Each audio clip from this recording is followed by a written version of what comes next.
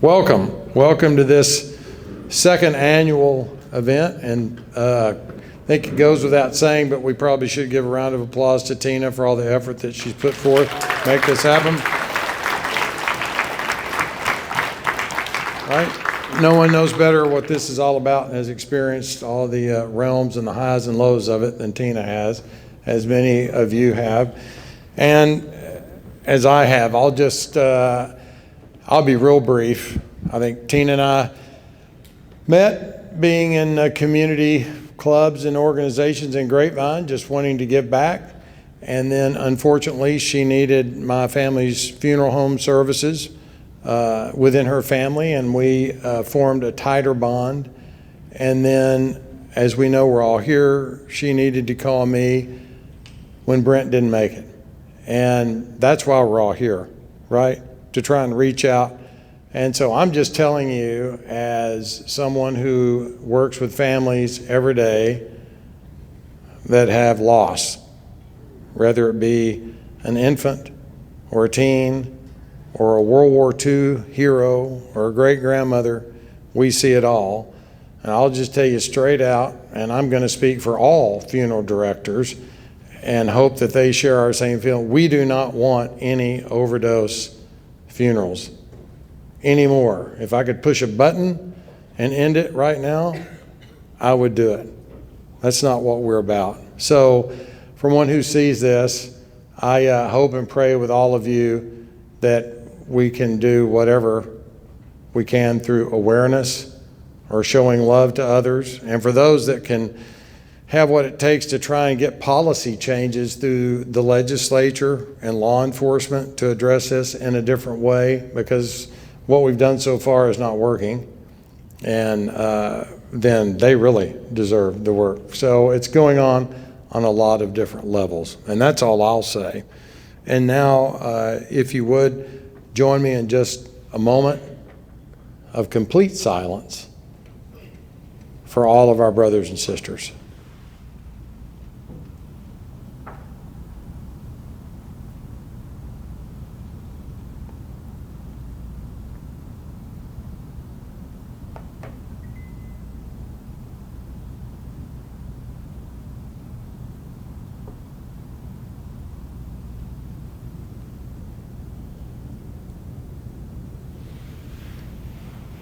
Thank you. Wow, we did that. It's not easy this day and age to actually get complete silence without a phone or a watch or something. There wasn't even a sneeze or a cough. Thank y'all. That's powerful. Tina, come on down.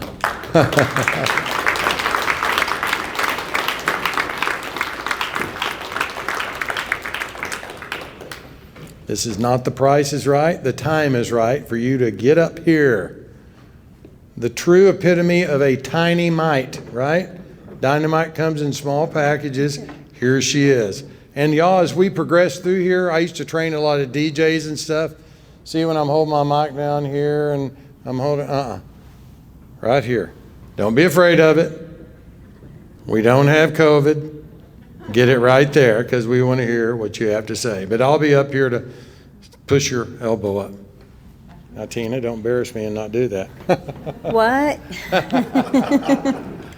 Do you want to put that up here, or are you going to hold it? It's up to you. Put it up there. Okay. Just to be safe, just because I'm nervous. That's fine. Okay. Okay. Is that good? Can everybody hear me? Okay. 2 years ago, right about this time, I was kneeling down on a floor, completely broken and breaking down. I don't remember much from that day. I remember the phone call and the words, "Tina, Brent's dead." I don't remember how I got to that house, but I remember just being broken down on the floor with my friends holding me, when my beautiful sister-in-law knelt down in front of me and said to me, "My mother is about to be here, and we need to try to hold it together for her because she has just lost her child." Words that have stuck with me forever. Moments later, my mother-in-law walked into the house with family members helping her to stand, crying out, saying, "Where's my baby boy? I want my baby boy." And I know the pain that I was feeling was unimaginable, but when I heard her and saw her, I realized that there's no pain worse than a parent losing their child. There are many parents in this room today that sadly have lost their child to fentanyl. That is why I do these events. That's why I speak out, because no parent should ever get that call. No parent should ever have to sit in a funeral home because their child, no matter what age that child is, he may have been 31, but he was still her baby boy. So my beautiful husband, Brent, he started experimenting with drugs when he was in high school. And got into trouble and stuff like that. But he had the chance to get into recovery and totally rebuild his life because fentanyl wasn't around back then.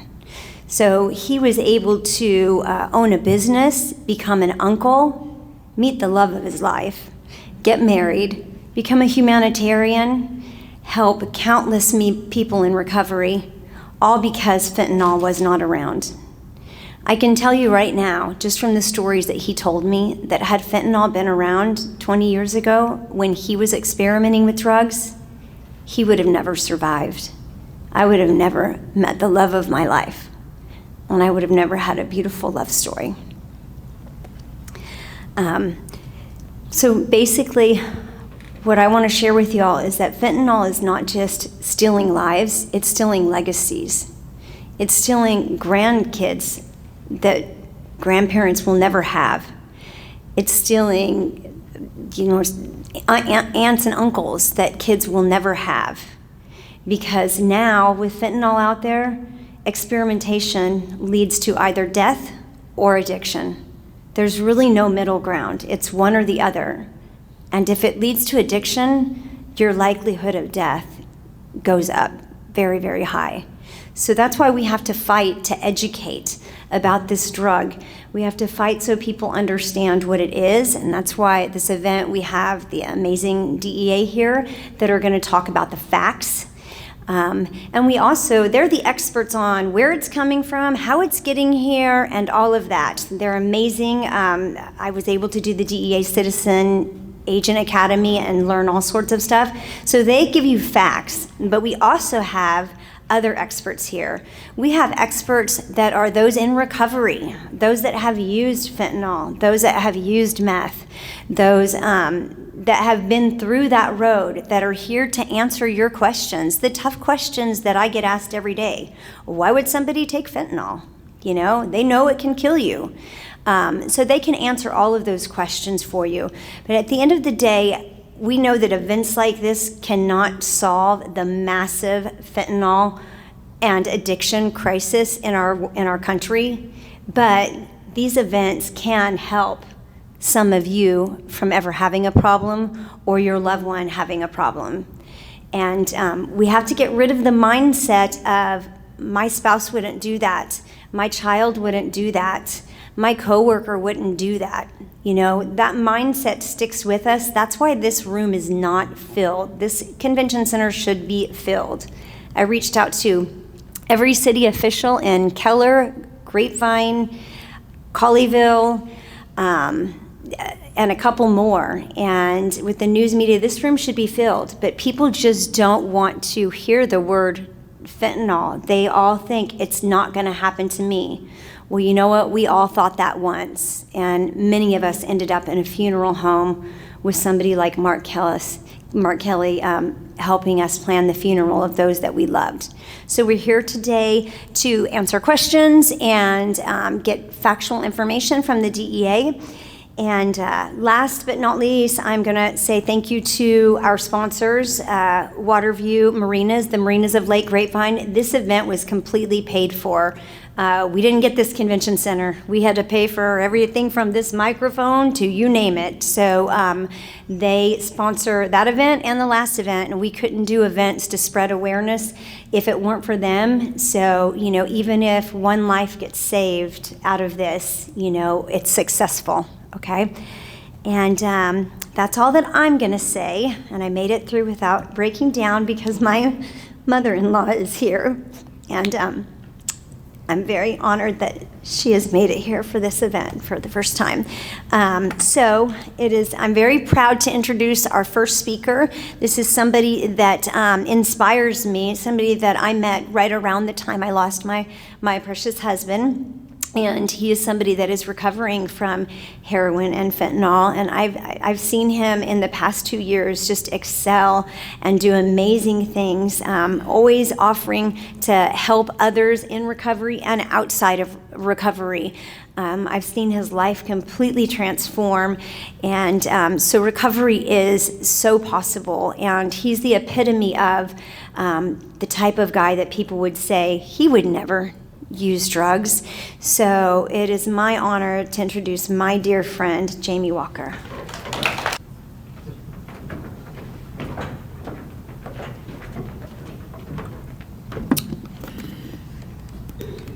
Is this good? This good? Okay. Like she said, my name is Jamie Walker. I'm in recovery from drug addiction. Okay. All right, cool. Appreciate it.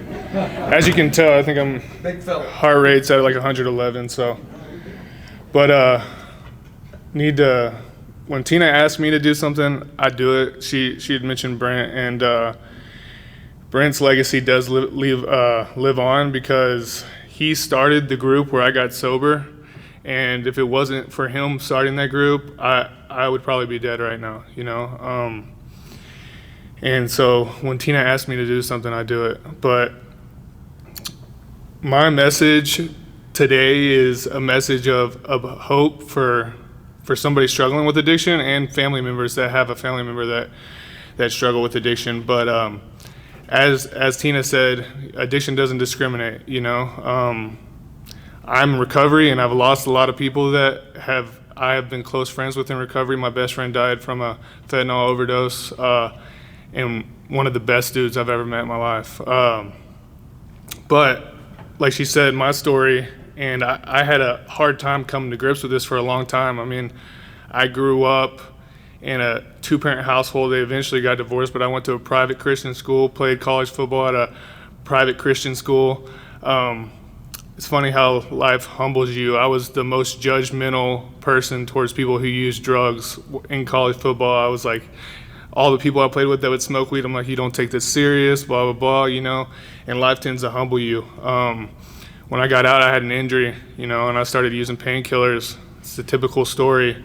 But one thing that we learn is that, nothing good happens from addiction until I can have acceptance and surrender.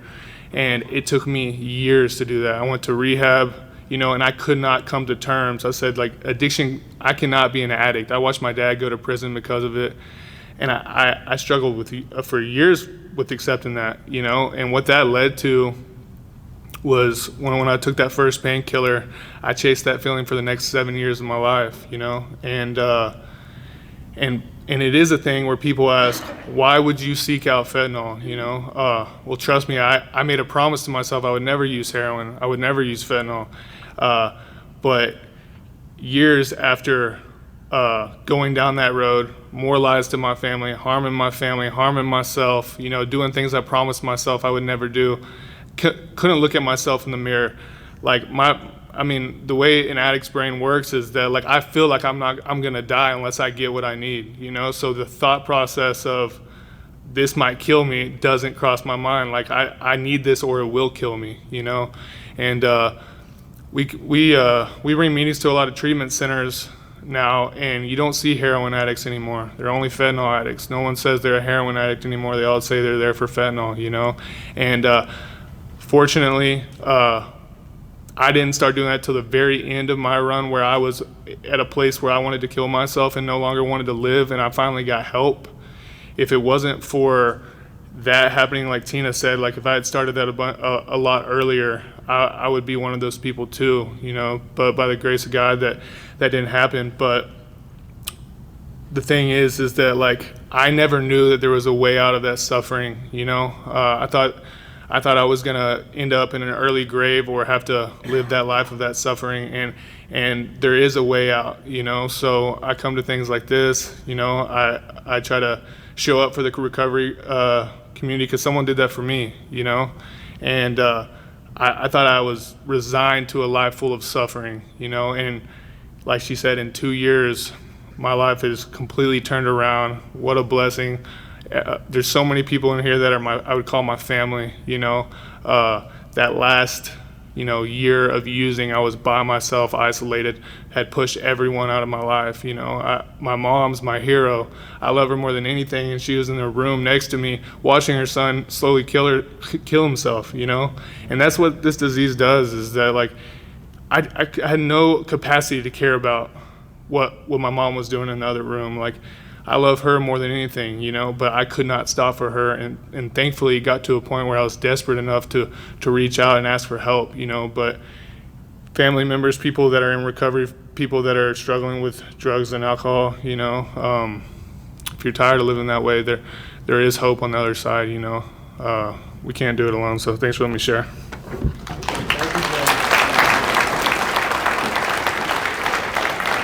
Man, that's powerful. I looked at that dude and thought, God, I wish my body looked that way. I'm gonna go pump iron, you know? I would never even think of that. Thank you, seriously. Adolf Alvarez, where are you, brother? You've got a powerful story of tragedy and loss, and this doesn't hit home, nothing will. Thank you, Mr. Alvarez. Hello, I'm Adolf Alvarez. I'm actually a parent who lost a daughter. My daughter, last year in May, on May 13th, left with a friend of hers. She was taken in an apartment complex, and it's, you know, we couldn't find her, so we tried to look for her. But during that apartment complex, when she went to the apartment complex, she was there with a bunch of friends, supposedly. She was given 2 fatal pills of fentanyl, where she died in a room full of people. My daughter didn't die alone. The apartment complex was full, and this is my baby girl, okay? I have 4 kids. This is my youngest, who laid on the floor full of people that watched her die. And the reason they watched her die is because nobody wanted to get in trouble. Nobody wanted to call the police. Nobody wanted to, you know, to admit that they were the ones that gave it to her.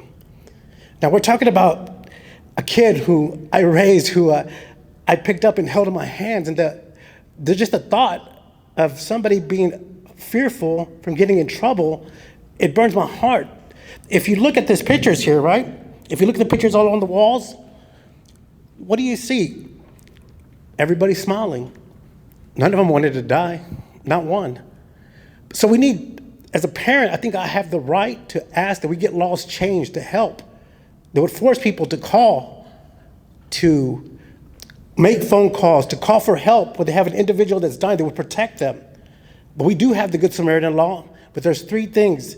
You can't be the person that sold it to them, you can't have a felon, and you can't have used that law in the last 18 months. But if you go to every county and you ask them about that, it doesn't apply. It doesn't apply in Denton. So we need to really get a hold on that and decide what we're gonna do. You know, you're individuals here, and we thank you all for coming here, but it's gonna take every one of us to make a difference in our own communities, because we're trying to save people here. All the people that you see here are gone already. So it's important that we put laws into place that would help protect them, that would help to want to call for help, for their individual friend that's dying there, because mostly the individuals that do die, you know, they're alone. But these individuals right here, these gentlemen that are right here, the ones that just spoke, are proof that you can change your life, that you don't have to be an addict, that you can just need one more day to make a choice. And so with that, you know, I'm a firm believer that fentanyl strips are needed. You know, we do, I don't know if everybody agrees to that, but we're not asking for people to be drug addicts. We're not promoters of drugs. We are promoters of another day to choose life. And, you know, it's important that we do choose life and not choose death. And that's very important. You know, my daughter is gone, and this is all I have of her. It's a reminder that when I come to every event, that I look and I never grow weary. You know, and these are something that's important to me, because it's not about our children anymore. It's about your children and, you know, and other people's children. But in order to have these things put into place to save them, like fentanyl strips, we're in a state that's given $1.8 billion for self-harm, okay? But yet we're building more prisons. We have the most prisons out of the whole United States. Where's that money going to? We need to be aware of where the money's being spent. We're here to help to save lives, to bring awareness. That's what we're gonna do, bring awareness. We can pass out Narcan, but we can't pass out fentanyl strips. And all we're doing is trying to promote one more day for an individual to decide that I'm gonna test this drug or whatever it may be, but that next day we're hoping for a hope to change their lives. There's nothing more powerful than a changed mind. When an individual decides that I will no longer be a drug addict, but I will choose life and not death, that is important. And I don't wanna be here talking, but I lost a daughter. I lost a child. My baby girl, the one who said, Dad, give me a nickname. I want a nickname. And it was my amor, my love. And I couldn't find my baby, and I couldn't save my daughter. I couldn't save my own child. And that's why you don't see a lot of men speaking at these events, because there's something about us that we go through that we're supposed to be the person that protects our kids. The individuals that have security for our kids, that provide for our homes, and make sure that our kids are doing well. But I couldn't do that. So I'm not sitting here laying down, allowing myself to be put into depression, or I'm gonna bring out awareness so I can help other individuals, help other people get knowledge and awareness on how they can save their loved ones, or they can also help to change laws. But it's important that we all do that we get involved in voting, whatever it may be. I'm not a Republican, I'm not a Democrat, I'm not a liberal, I'm a father who lost his baby girl. And I want to save more lives in order to fight fentanyl. I commend you, young man, for changing your life. I thank you all for taking your time to be here tonight. There's nothing more valuable than time, I promise you that. As a father, we all, the parents, that we lost our loved ones, Tina, as he lost her loved one, there's nothing more that we would want than to have more time. So please vote. Fentanyl strips is just another way we can help other individuals to make another day to change their life. Thank you for the opportunity for allowing me to speak.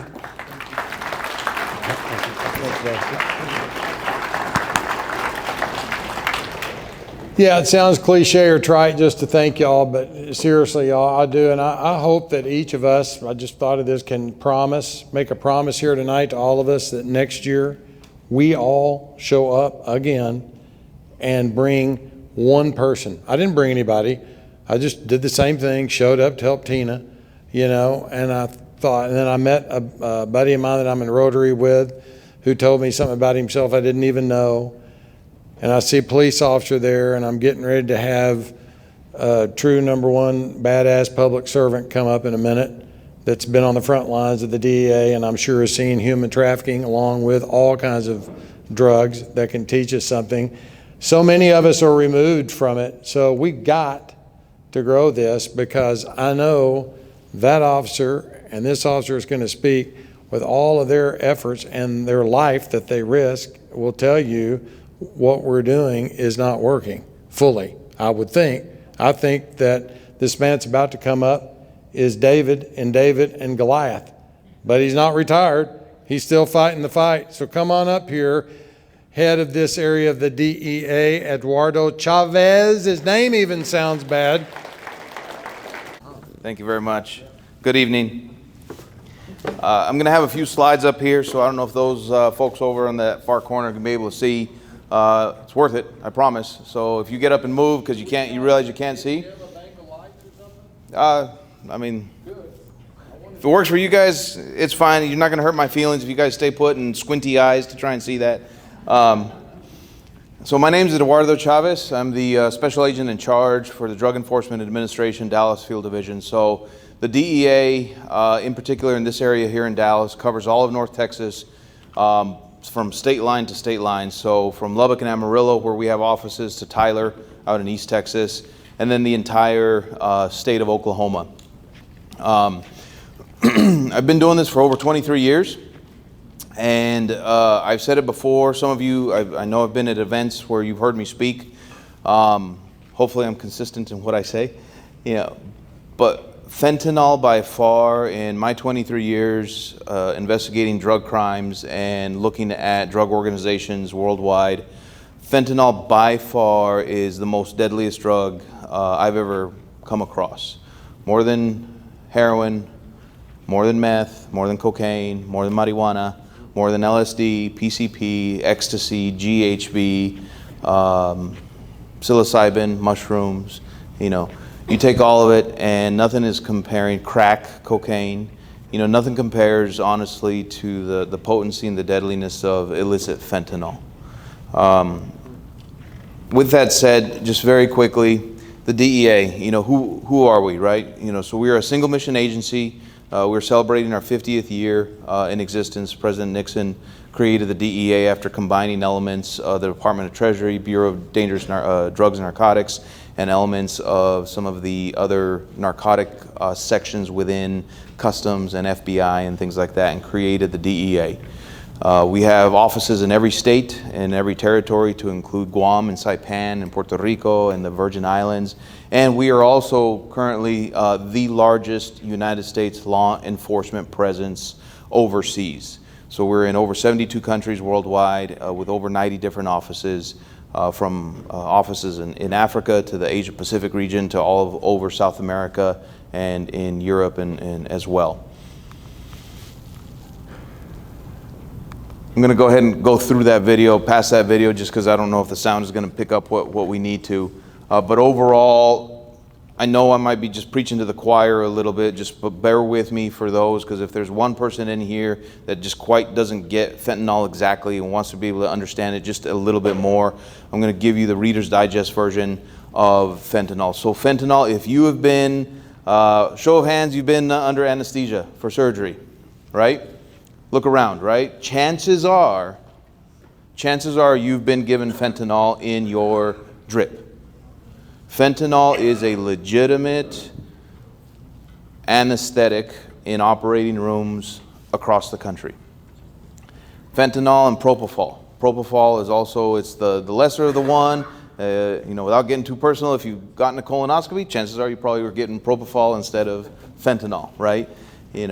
I have a nurse anesthetist friend who I asked when I was learning about fentanyl, frankly, learning what it was from the licit side of things.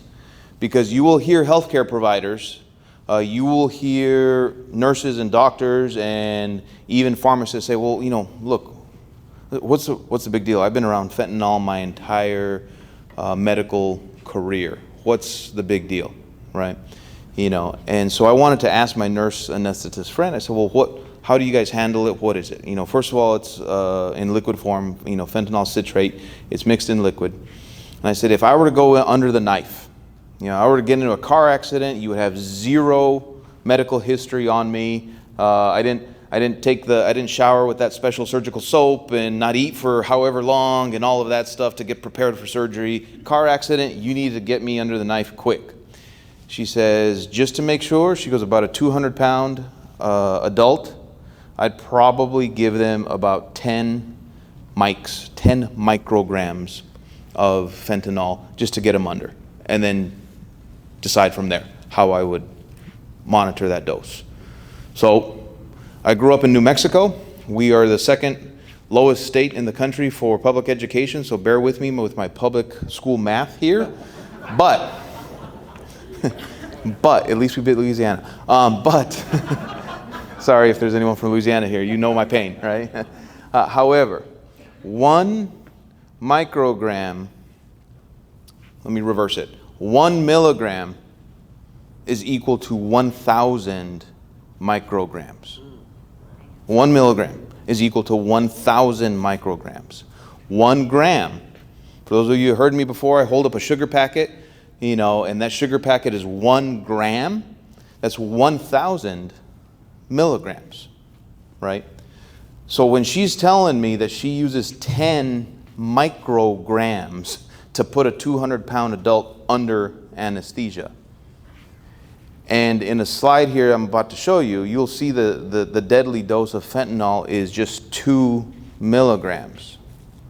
2 milligrams, right? You know, you can then understand why I started out my talk was saying fentanyl by far is the most deadliest drug that I've come across in my career. Just because of the dosage that it takes between life and death. Fentanyl, you will hear of it. You will hear of it in pharmacies being distributed for those in terminal care, you know, a terminal illness in the care, you know, comfort of their final, you know, potentially days or weeks. Fentanyl patches, you know, fentanyl patches, and you're not going to be able to see it there, but there's a fentanyl patch. It's that middle picture right there. It's transdermal. That one, if you look closely, it's 20 micrograms delivered over the period of several hours, right? It's just that slow dose. But you're talking micrograms. You know, there's a lot of different verbiage that circulates amongst the fentanyl crowd, amongst the media, amongst, unfortunately, even organizations and things like this. So at least from my perspective, I'm going to kind of cut through some of that noise a little bit and get to what we're seeing. And as you all said, just simple facts, and you can choose how you want to then take that and push that forward. So right now, a kilogram of pure fentanyl. So now we're in, you know, tens of thousands of milligrams and micrograms and grams and all of that. 1 kilogram is 1,000 grams. 1 kilogram purchased from China, roughly $3,000 to $5,000. Pills, that raw illicit fentanyl. So mind you, this is not the surgical fentanyl, this is not the pharmaceutical fentanyl, this is just illicit fentanyl produced much like, you know, let's rewind. I mean, it's still present, right? But let's rewind to the Breaking Bad days, right? And just like meth was produced, right? You get a recipe and you follow it.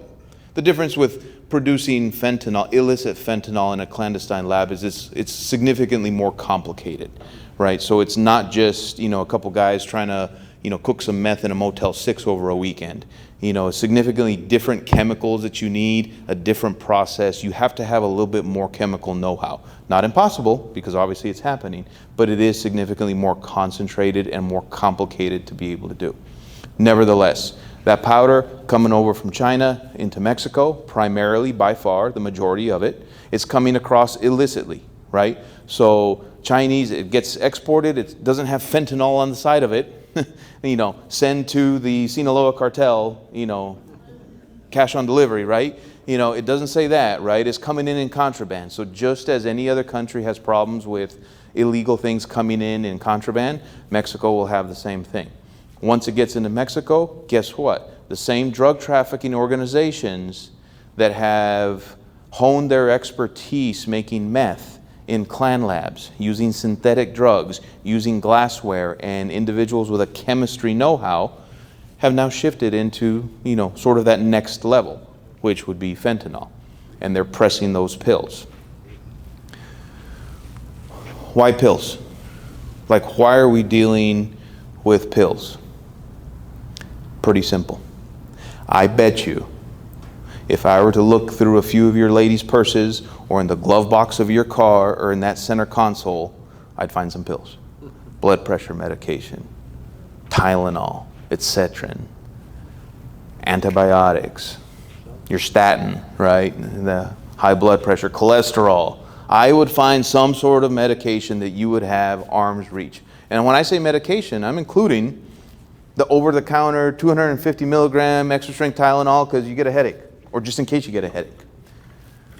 I guarantee you every single one of us in this room, myself included, at some point were taught by our parents or grandparents, whoever raised us, how to swallow a pill. When you were 10, 11, 12 years old, you aged out of that liquid amoxicillin because you couldn't take it anymore because you weighed too much. And that doctor said, the pediatrician said, you know, do they know how to swallow a pill? Right? So there you go, right? Okay, you know, that water, and, you know, people make TikTok videos of it now because they laugh when their kid is like, you know, I can't do it, and they got their mouth full of water and they spit it out because you taste it. We probably all did that once ourselves. Guess what? It's disarming. It's a pill. I've got some crystal methamphetamine in my pocket right here. I'm just kidding. But guess what? That reaction, is he serious? That's what's expected from crystal meth. That's what's expected if I were to take out a syringe loaded with heroin. If I were to take out a handful of pills, nothing, right? It's disarming. It's part of our society. You guys go watch the evening news tonight or tomorrow when you're watching Today Show, Good Morning America, Fox and Friends, CNN, coffee with whoever's on MSNBC, I don't care. Pick your poison, right? No pun intended.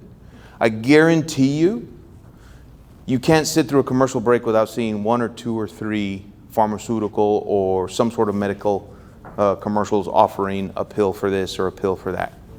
That's just how we have evolved. I don't want to say evolved, but how we have developed as a society. It's not necessarily a bad thing. But when you then go back and say, well, why pills? That's why. Drug trafficking organizations are not the stereotypical thug on the street corner selling, things, looking around and making the exchange like Hollywood makes it out to be. It is a sophisticated network of criminals with expertise who view business just like our multinational corporations view business. They've got marketing departments. They've got risk and loss departments. They've got research and development departments. They've got departments that say, hey, let's see what's going on in Dallas right now. Let's see what arrests have made the newspaper or what's cooking over there. So as we evolved with the abuse of prescription drugs 10, 15 years ago, and you all probably remember, it was almost an automatic 30-day prescription for anything. You get your wisdom teeth pulled, 30-day prescription of Vicodin. That trick knee from football, 30-day prescription. It was just almost just this automatic, right? Then all of a sudden, and unfortunately sometimes through negative experiences, we learned, medical professionals learned. We learned, hey, you know what? Maybe that's not a good idea. Maybe these products are so addictive, we have to be able to be mindful of that. You guys go walk into an emergency room this evening and say, man, my back is killing me. Can I get some oxycodone? They're going to be like, ha ha. Right? 1, maybe, if you're lucky. And then tomorrow, go visit your primary care physician. Right? So it's adjusted. But what does that cause? That has now caused a void in the ability to have the legitimate prescription drugs diverted. You can't get that 30-day prescription anymore and then siphon off half of it to sell, half of it for you, because then you got to wait another 30 days. People are watching. They know what doctor shopping means. Pharmacists are in the same thing. There's a paper trail with every step. Does that still occur? Sure. But by and large, that is what then created, and I know there's people in this room who have family members who have perished from heroin overdoses, that created that market for heroin. Because guess what? Fentanyl, heroin, oxycodone, they're all part of the opioid family. So then all of a sudden, that is where you saw heroin in places that none of us in this room probably expected us to see it. Why? Because Hollywood told us that someone suffering from a heroin addiction is somebody strung out on some park bench with track marks. That's what Hollywood told us, because that's what we see, right? Not the suburban baseball athlete that had his shoulder injured, had prescription drugs, got addicted to prescription drugs, and then had to transfer to heroin when the prescription drugs ran out. They missed that part and looks very normal.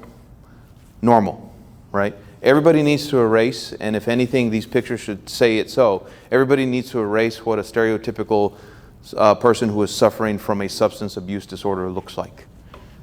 There is no photo next to somebody that says drug addict, because it's me and you, it's everybody, because it just permeates, right? It doesn't discriminate. Usually diversity is a good thing, right? Not here. At DEA headquarters, we have the faces of fentanyl, and it's actually photos that people have sent throughout the country of folks who have died from fentanyl. And it's now littered. Our entire lobby is full of it. And you look, and it's all ages, races, colors, genders, sizes, all of that. But back to these pills. That's the difference. It is familiar, it is easy to conceal, so that's like the icing on the cake for somebody trafficking drugs. It's not this bulky weed, that you got to figure out where you're going to put it in the trunk, and it smells, and it's like a small carry-on. I could have literally 500 pills in my pants pocket, and it's none the wiser.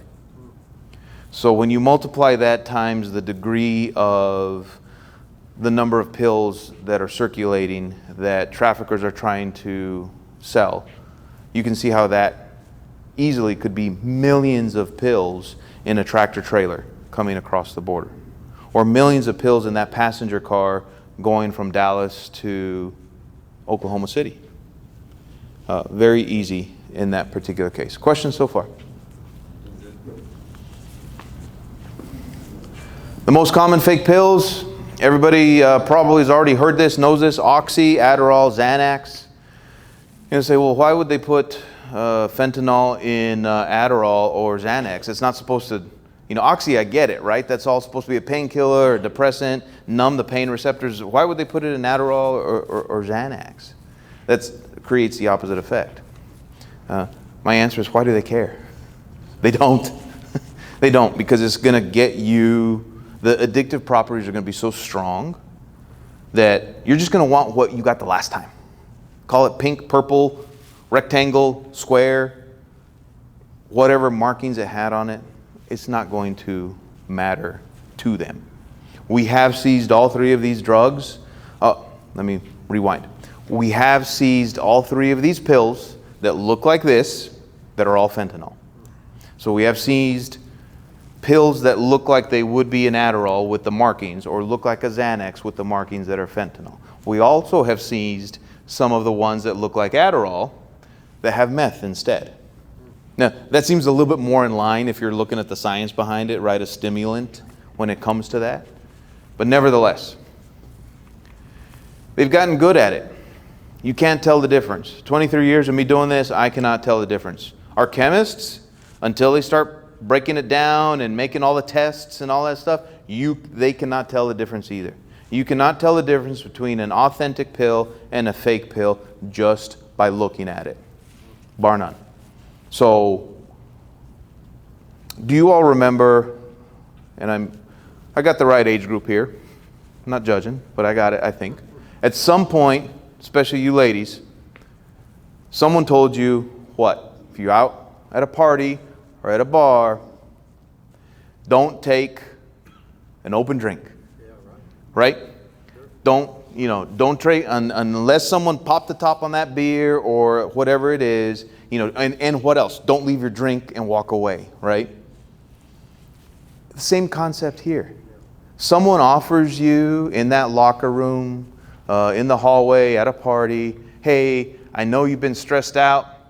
Here, this is some of my Xanax prescription. How can you tell? You can't. I've got kids, and where you used to be able to, I know I did it when I was a kid. I had some Tylenol, just in case, right? That headache around third period because math is just driving you nuts and that teacher is a jerk and you just need to get through, and I got a headache and I still got the rest of the day to go. I got some Tylenol in my backpack, right? Probably didn't even think twice offering it to some of my buddies. Oh, you got a headache? Especially ladies, right? They're real common. Man, I had a headache. You have anything? Oh yeah, hold on, let me get in my purse. And so now you can't tell. You can't tell what it looks like. Everybody likes to guess on this one, right? Which one's fake and which one's authentic. And just as many of you people get it right, just as many of you people get it wrong. I would actually say the fake one actually looks stamped better than the real one. These are probably still the most prevalent and still the most popular fake pills that are out there right now, the M30s. You know, they got that baby blue color, that blue-greenish color to them. The legitimate manufacturer of this pill is Mallinckrodt. It's a pharmaceutical company. It's a 30 milligram oxycodone pill, right? Oxycodone pill, 30 milligrams. Notice I'm not saying, there is no such thing as a legitimate pharmaceutical fentanyl pill. So let that kind of soak in for just a second, right? I'll say it again. There's no such thing as a legitimate pharmaceutical, I got it from my CVS or my Walgreens, or my doctor prescribed me fentanyl pills. There's no such thing. There are pills that look like other drugs that contain fentanyl. And back to the lingo and, you know, what you've heard a lot, right? Everybody's probably heard it. Oh my gosh, these are fentanyl-laced oxycodone pills. So let's dissect that for a second. To me, a fentanyl-laced oxycodone pill means that it was a legitimate oxycodone pill from a pharmacy that was then laced with fentanyl. Incorrect. No, they're not doing that. Why? Why would they go through the hassle of trying to get diverted pharmaceutical drugs and then essentially add fentanyl to it, right? Is there fentanyl-laced methamphetamine, fentanyl-laced marijuana, fentanyl-laced THC gummies, fentanyl-laced cocaine? Yes, we have heard of that. We have not specifically seized that here in the Dallas area. The DEA as an agency has seized fentanyl-laced THC gummies, one of the most popular. Right? What is that? That is supposed to be a THC gummy that you're thinking is a THC gummy with whatever the label or mislabel says is the percentage of THC, which usually doesn't really mean much. And then they're sprinkling some fentanyl on it. Right? So that's the difference with that. So I guess in my mind, you know, part of that is the education of these are not fentanyl-laced pharmaceutical drugs. You with me? Can I get an amen? Okay, good. All right. Mixing fentanyl. A little extreme here in the photos, but you'll see, right? It is a clandestine laboratory that we saw or that we seized in Mexico producing fentanyl versus, those are the two pictures on the left-hand side, versus the pictures on the right-hand side is an actual legitimate pharmaceutical company. And one of the biggest things you'll notice is just obviously the cleanliness, the personal protective equipment that people are wearing of the fentanyl or of the pharmaceutical labs on the right-hand side versus the very rudimentary, you know, jungle clandestine drug lab. One of the things that you haven't heard me say, but I'm going to repeat it about 10 times before we're over here, is quality control, or essentially the lack of quality control. Two things that pharmaceutical companies have to live by in order to stay in business is they have to ensure that the pill that they are making, the active ingredient in the pill is diffused equally throughout the entire pill, right? They even sell pill cutters, right? You know, and sometimes, you know, you'll get a prescription that say you can take half if you don't want to take the whole thing. And why? Because the pharmaceutical company has already gone through these painstaking quality control measures to ensure if you slice that pill in half, you are legitimately getting half of the dosage. That's one of the first cardinal rules that any pharmaceutical manufacturer has to account for. The second one is that that first pill off the assembly line is identical to the millionth pill. So that you walk into your local drugstore and get a bottle of Tylenol here in Grapevine, Texas. And then you go on vacation and you go to Hawaii and you forgot the pill bottle you just bought, the Tylenol you just bought, and you need to go into a local drugstore over there and get a bottle of Tylenol. Guess what? You don't even think twice about it. Because why? It's going to be the same thing. Right? So therefore, there is that comfort that that first pill is identical to that 10 millionth pill and beyond. And why? Because these pharmaceutical companies, they've told me themselves, testing, redundancy, testing, evaluating, checking. You know, there's so many layers to make sure that those two things happen. You really think that's happening in a clandestine lab in Mexico, or frankly, I'm going to show you a picture, labs here in Dallas, because there are some. We have seized some. No, they're not. That is why, unfortunately, I have spoke to family members, and maybe you have personal experiences with yourself, that said, you know, my loved one just took half, and it still affected them, or it still killed them.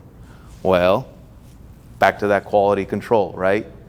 Fentanyl is not being equally diffused throughout the entire pill. And when it's 2 milligrams, that is that deadly dose. Each of these pills, on average, weigh, if you were just to put them on a scale, they weigh anywhere from 30 to 60 milligrams. Okay, Eduardo. So if you're saying it's 2 milligrams or less of fentanyl that is in this, well, what accounts for the other, 28 or 58 milligrams of that pill? They are making it, go to your big box store around here, where they sell the big cases, got the grocery carts that look like, a Mack truck, riding through, and you crash into everybody because nobody knows how to push those things. Go to where all the vitamins and the supplements are, and I bet you're going to find 1,000-count acetaminophen bottles, and you're going to find 1,000-count vitamin C supplements. And guess what you do then? Grind them up, make them into a powder. That's the rest of the pill, right? You can probably buy online even just powdered caffeine. For supplements and whatever else, it's legal, right? All of those other things are legal. You can buy the entire case of supply of 1,000-count acetaminophen at the local big box store. No one's going to stop you. Same thing with vitamin C. So that's what they're using when it comes to that other half. So when you think about, okay, well, what else is in there? That's what's in there. Things like that. Cents on the dollar to produce. I was talking to somebody right before this. It wasn't more than a few weeks ago, during an investigation, that we purchased fentanyl pills for 85 cents a pill.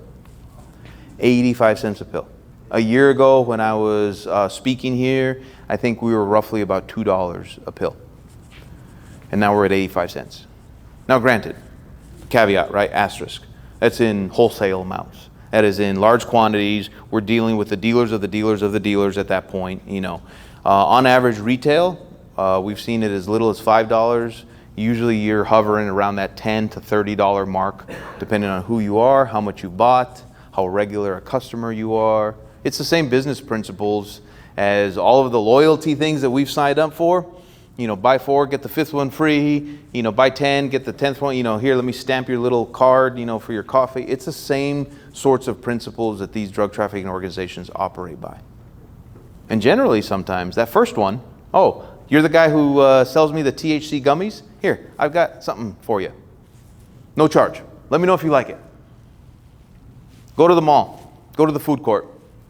You're all set on pizza. You're going to go to Sbarro, right? Get that slice of pizza, get the combo drink. And what do you pass? You pass that gentleman or that lady with that tray with the little toothpicks of food. What do you do on your way by? It's natural. Whew.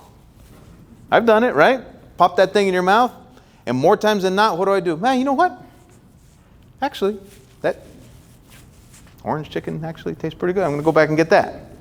It's the same concept. They're offering that as a sample. And you think of it that way, you can understand why, for them, it's essentially a business. They're not intentionally trying to kill us. They're just indifferent about it. It's almost worse. There's just an indifference behind it. These pictures here, take a look. One's in a garage. It's not crappy photography. It's actually a cloud that almost is in that garage. You notice the little girl's bike hung up on the wall. That's the big picture on the right. The 2 pictures on the left, the upper picture is essentially a pill distributor. It's coming down into a bucket.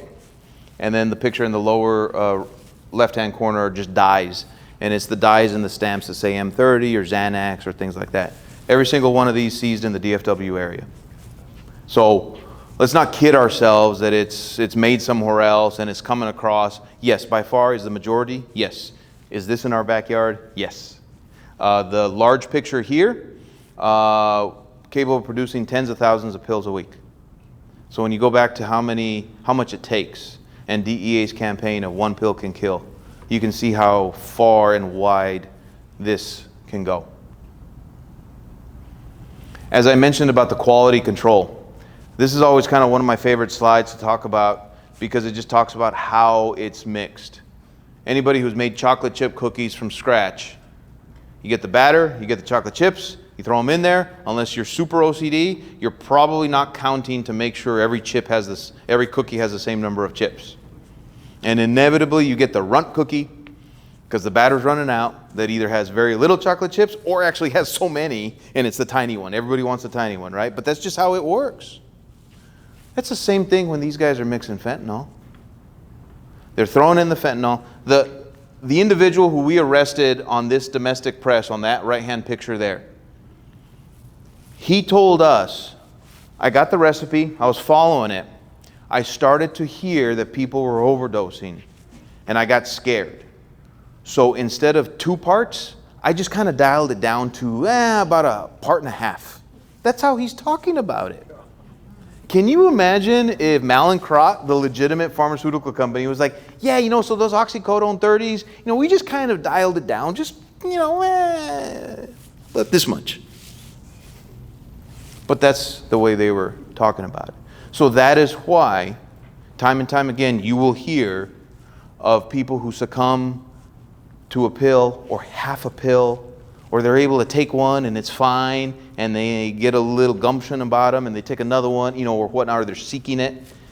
And then next thing you know, they get the pill with significantly well over the 2 milligrams. That's 2 milligrams on the tip of that pencil. Our DEA laboratories, we have one here in Dallas. It's on our campus where our office is. Essentially evaluates over periods of time the percentages of fentanyl that have been found in the pills that we've seized. And it's a sampling, but overall, on average, the average milligram amount over the last few years that we've seized here, 3.5 milligrams. So if you've been listening to me, 2 milligrams is that threshold for a non-opioid dependent person. On average, the milligram amount that we've been seizing here is 3.5. Well, Agent Chavez, then, we should probably be seeing a lot more deaths or overdoses or poisonings or all of the above. Sure, yes. That's also a non-opioid dependent person, right? So just like an alcohol tolerance, just like a tolerance for spicy food, just like anything else, your body can build a tolerance to that. And you get that little extra false sense of security that you can keep doing this because nothing's happened, and then it's too much. Or as many stories that I know all too well, you enter rehab, you come out, and then you try and get back right to the same amount that you were before, and it doesn't end well because the body's not used to that. That is our campaign, One Pill Can Kill. You use that QR code, it takes you to our website where we have just a lot of facts. We continually update it.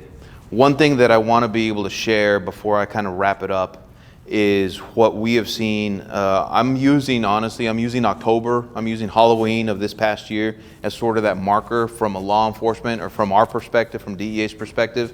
Everybody remember rainbow fentanyl, right? Rainbow fentanyl, it's going to be in your kids' trick-or-treat bags and things like that.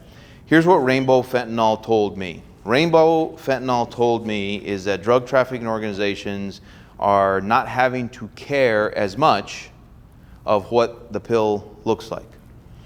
Before, there was painstaking measures to make sure it was just that right shade of blue-green, or the stamping on it, M30, wasn't off, and it looked like a legitimate pharmaceutical drug.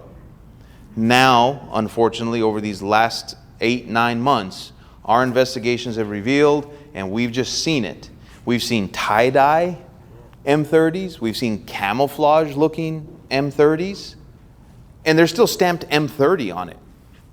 Who here would be prescribed oxycodone 30 milligram and get a tie-dye colored pill and be like, oh yeah, this is real, right? Nobody. And why are they doing that? Because guess what? The consumer market doesn't care anymore. Because the consumer market also knows that it's not Xanax or Adderall or hydrocodone or oxycodone or Vicodin. They know it's fentanyl. Some of the most recent investigations that we have done through our interviews. Did you know what you were buying? Yes. What were you buying? Fentanyl. Is that what you wanted to buy? Yes. Did you want instead a hydrocodone or a Percocet? No. Well, in your text message here on your phone, we see that you're asking for perks. Well, yeah, that's just what they call them.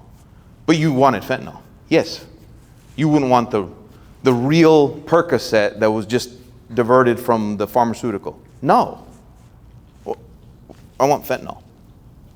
And that has been the shift that we have seen significantly over the last 6 to 9 months, is people are just asking for fentanyl pills. So I can forecast that a lot of the markings in the pills are going to change over time. Because guess what? It doesn't matter. All it's going to matter is it has the high that they're looking for and the dosage amount that doesn't kill them. But it could be purple or polka dotted, square, round, rectangle.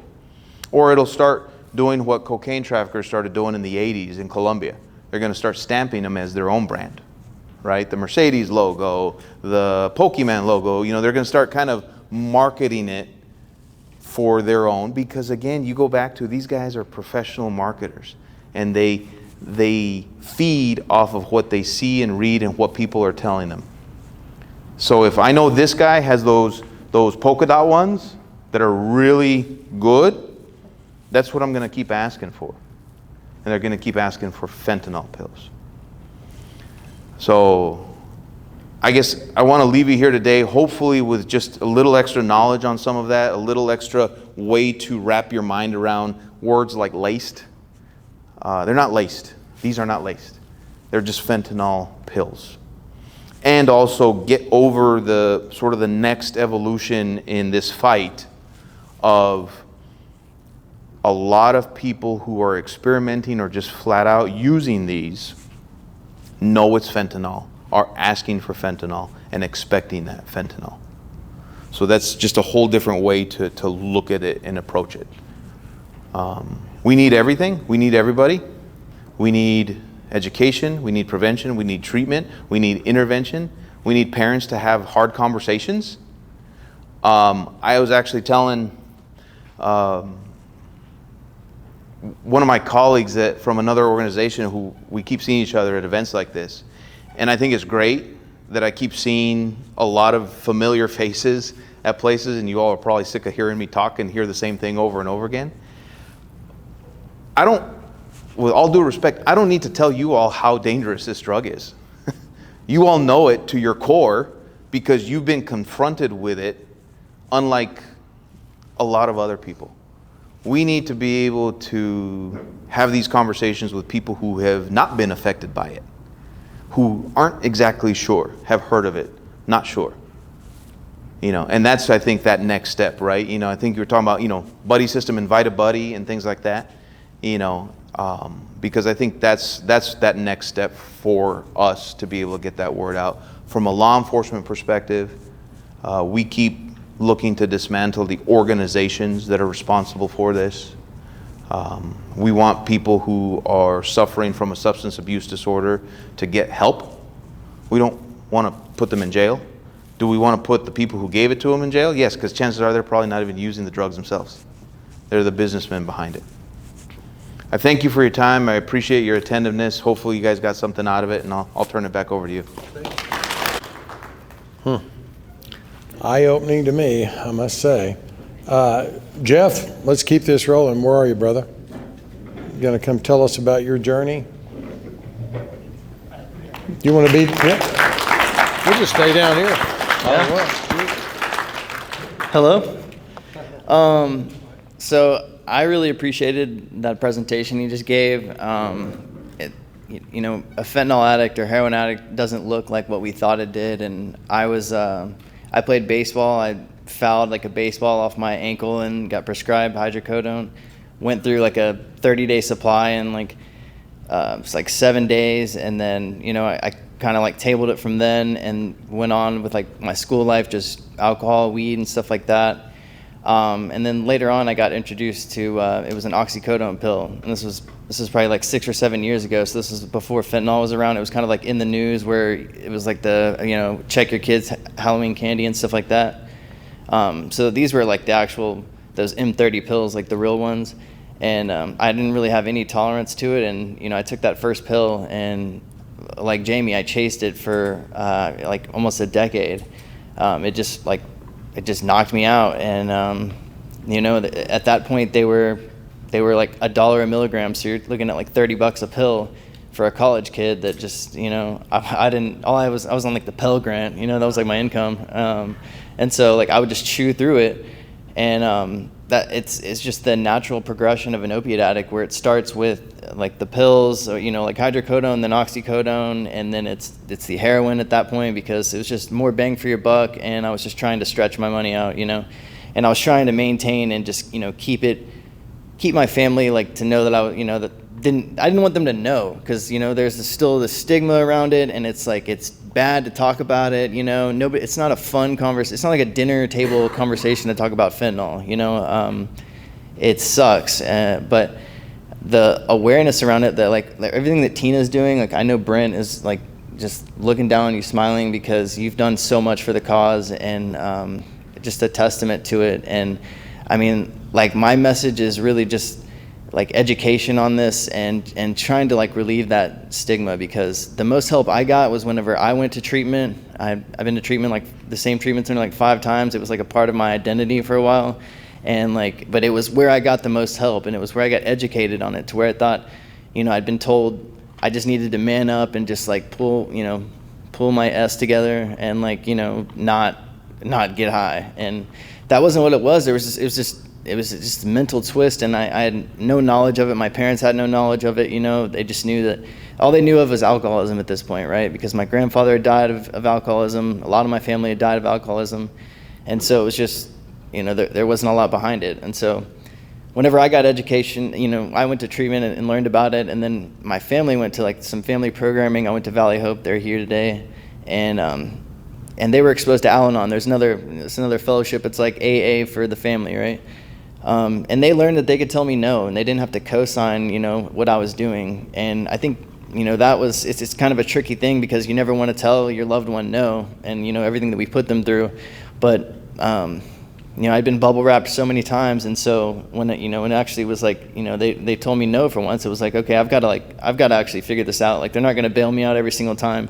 And this is the other tricky part of it is it's up to the addict to get help, and to continue to get help, because it's tough, but the rooms are out there. Like, there's a ton of people here today that have like helped save my life, and they're good people, and like I'm just grateful to be here, and I'm grateful to Tina. So that's all I got. Thanks, brother. Appreciate it. Hey, Misty, can you come up? And this is going to be hard to hear, like Adolph, but we need to hear it. Misty, are you here? Tina? Thanks. I'm glad I'm here. Hi, everybody. My name's Big Mike. I'm glad I'm here today. Tina, thanks for doing this. Thanks for all the families showing up, all the friends showing up, all the people showing up that this has infected and affected both. This is a real tough thing. Appreciate the DEA being out here and go ahead and clarifying what is and what isn't, so that we can get some information out there instead of misinformation out there. Also, the facts instead of the pictures around the room, what's really going on, the locality of it. That it's not out there coming in here, that it's already in here in the DFW Metroplex area. Those are all things I needed to hear and I needed to learn. And I think as a group of people out here that we need to learn today too.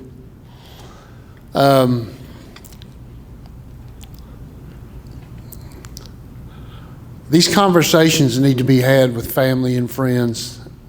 And these things need to be said to people about just how deadly this is. I got up this morning, got in my prayer chair for about an hour and turned on the TV. First thing I heard, big fentanyl bust, Lubbock, Texas, Friday. They started cleaning them up and bringing them in. First thing. And I was like, well, there you go. Just like Tina and all these other people have told me. This is how popular this is getting. It's a supply and demand kind of thing. The demand is out there, and so the people are going to supply it. And the DEA man said about how the sources and resources are for them, how they're bringing this into this area and this world, and the people it's affecting and killing. I see these posters around here, and I start gathering information too. And it by far has taken hold of the drug culture much more than the marijuana, the cocaine, the methamphetamine, the angel dust, the heroin, all those things like that. I've been watching this from afar and from near and seeing how this has been taking hold of this. And people that are in this room today, myself and these other people, are gaining information. There's 10 tables out here, I think I counted, that have sources and resources that as a family member or as a friend, or if you're someone here seeking recovery today, there is help, there is hope. I was born and raised in Fort Worth, Texas. Normal family is normal God, or at least I thought so. And I eased my way right into that culture, and it took everything I had from me. And I'm just a person that God shined His grace on and introduced me to recovery, and I've been practicing it ever since. One day at a time, one foot in front of the other. I don't really have any horrific stories to tell you about my usage. I don't have any really Superman cape wearing adventures to tell you about my recovery. I'm just someone that this almost killed until I went and found some recovery. And when I found some recovery, I started recovering from it. It's an obsession compulsion, for me, it's an obsession compulsion kind of disease. And it's very harmful. And I have to seek recovery for it every day. And that's what I do. If you're out here and you're wondering what I do, what do you do as a person? I would ask for help. If nothing else, I would ask for help. Point me in the right direction. Find some of these people that can point you in the right direction, and you don't have to do this all by yourself. There is a huge recovery community, especially in this town. If you want to go to a meeting, first meeting in this town is at 6:30 a.m. at the Preston Group in Dallas, Texas. The last meeting's at midnight on Jacksboro Highway in Fort Worth, Texas. If you want to just go to a meeting and sit in a meeting and listen, that's where you can start. If you want to touch base with some of these recovery resources and sources, or the DEA, call your local policeman, call anyone you know, and just ask for help. I need some help. This illness is so sick and so savage that it'll affect you and kill you and take your life and your family away from you, and you don't even have to be part of using the chemical or the part of it that will take your family's and your loved one's life. So that's why I'm here today, to tell you there's help, there's hope, it can be done, and that's why we're all sitting in here. We all do need to share this too, this fentanyl thing that's coming over. I think it's 5 or 6 months ago. Yeah, it's 5 or 6 months ago, the newscast come on and said it's easier to find fentanyl in this town than it is baby formula or bread. At the end of the day, baby formula is off the shelf and most of the bread's gone. But you can walk anywhere up and down the streets and get fentanyl. And that kind of shocked me, but it was true. You know, that kind of raised my eyebrows too. So I'm glad to be a part of Tina's circle of recovery. I'm glad all these people are here today too, you know, but you are not alone. And there are people out here that will help you. So I'm glad I'm here. Thanks for letting me share today. or 20 years ago, raise your hand if you think you would no longer be here. Okay, so that's 3 of this panel. Raise your hand if you've lost a friend of a family member to overdose. Wow. When you go to recovery centers now, do you see more fentanyl patients than in the past? Yep. How did you hide your drug use from your family and friends? Just take it down. Good. My name's Luke. I'm a recovered addict.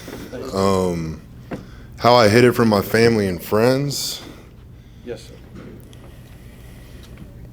Or did you? I wasn't around them. I think now in recovery, looking back, they all knew what was going on.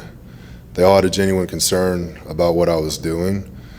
And at that point, they were just happy that I came around. As far as actually physically hiding it, I mean, like the DEA guy said earlier, these are little pills. This isn't a big production that I have to carry around. Nobody needs to know about this. I carried stuff in my pocket all the time, and all you do is slip it in your mouth, or you go to the bathroom. You just do normal stuff. I mean, it's, I know it looks like a lot of people from the outside looking in at the addicts in active addiction, you think you're gonna have these big billboard signs and it's gonna be very apparent. But in reality, there's a lot of it going on that it just looks like an everyday thing. There's a lot of people at the office that are using. There's a lot of people at church that are using. I mean, it's literally everywhere you go because it's so inconspicuous. And an addict's gonna get what they want, so they're gonna get very. That's part of the deal, is getting very good at hiding it. But yeah, so like I think that for me, like I was able to maintain a job for a very long time, and just like anything else, it's just a progressive thing. It's gonna get worse, and it got to the point for me where I couldn't hide it. I mean, I was losing weight. I was stealing from my mom. When you need it or you're gonna die. That's the mindset. So like it got bad enough for me to where there was no hiding it. Yeah.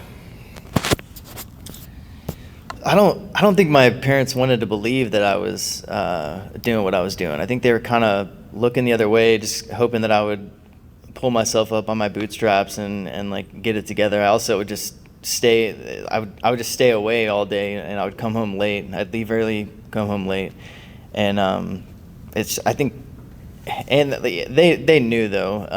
I think the hardest thing to hide was like when I would get sick every morning. It's like Jeff's sick. He's got some kind of like disease or something, because I was always sick, and they could tell by I'd always have a draw in my voice where they would know that I was on it. So I don't think I hid it very well at all. Like I would only hide it good when I was away from them. But I mean, the drugs are so powerful nowadays. Like they change you like physically. I mean, like every part of you changes. I feel like, and yeah. CJ, I'm an alcoholic. Never really dabbled into this, but I can tell you that if I was in active addiction, or if this thing was prevalent as it is right now back in my active addiction, I would definitely have taken it.